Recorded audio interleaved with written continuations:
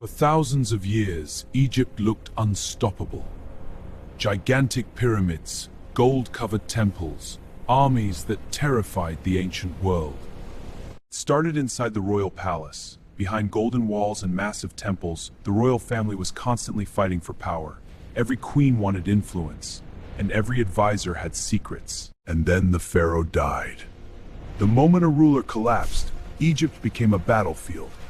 Because in ancient Egypt, there was rarely a peaceful transfer of power. The royal family stopped acting like a family. Brothers became enemies, and Egypt descended into civil war. But power in ancient Egypt wasn't controlled only by kings. Some of the most dangerous players were the queens behind the palace walls. Queens fought silently in the shadows. And as the royal family tore itself apart, the people of Egypt began losing faith. Because to ancient Egyptians, the pharaoh wasn't just a king. And while Egypt was busy fighting itself, its enemies were watching, waiting. Because for the first time in centuries, foreign powers saw weakness in Egypt. Eventually, Egypt's enemies didn't need to destroy the empire. Egypt had already destroyed itself. Years of betrayal, civil war. But even after its fall, Egypt never truly disappeared. Its temples, historians of years stated, safe, a story about power.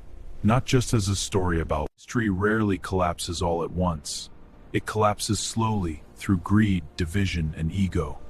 But even giants can fall. Nothing lasts forever. Today, the kings are gone. The palaces are ruins. The armies have vanished into history. He said, still remember, the betrayal that the best. That's the strangest part of history. Empires believe they are eternal, right until the moment they collapse.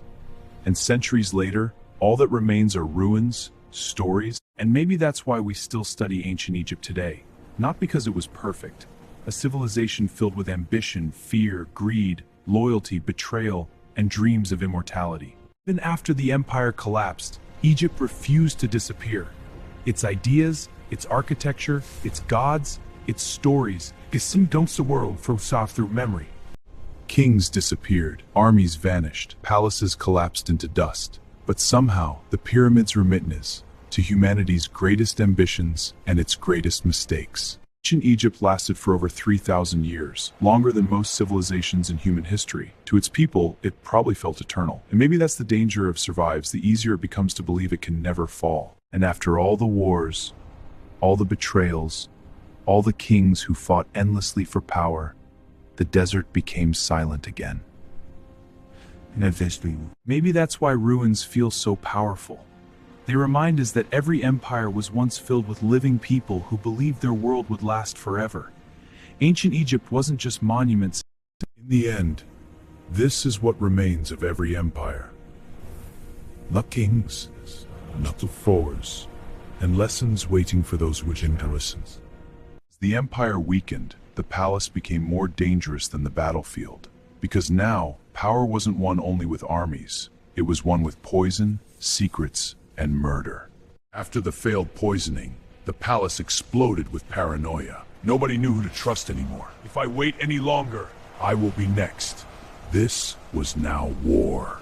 And while the royal family fought endlessly for power, another disaster was quietly spreading across Egypt.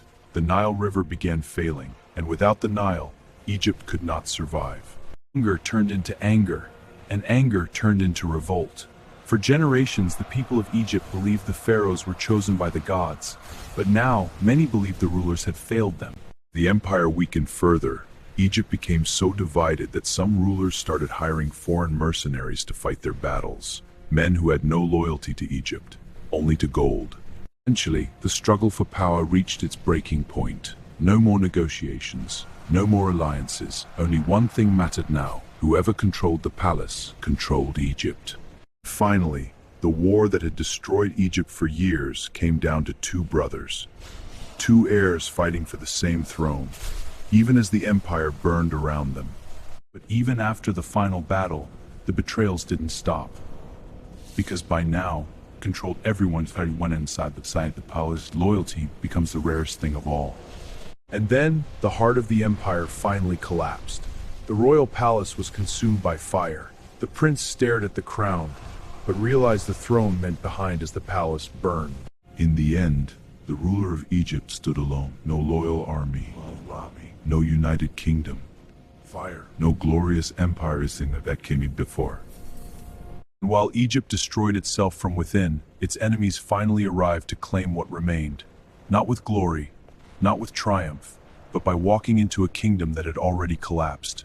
And just like that, one of the greatest civilizations in human history was gone.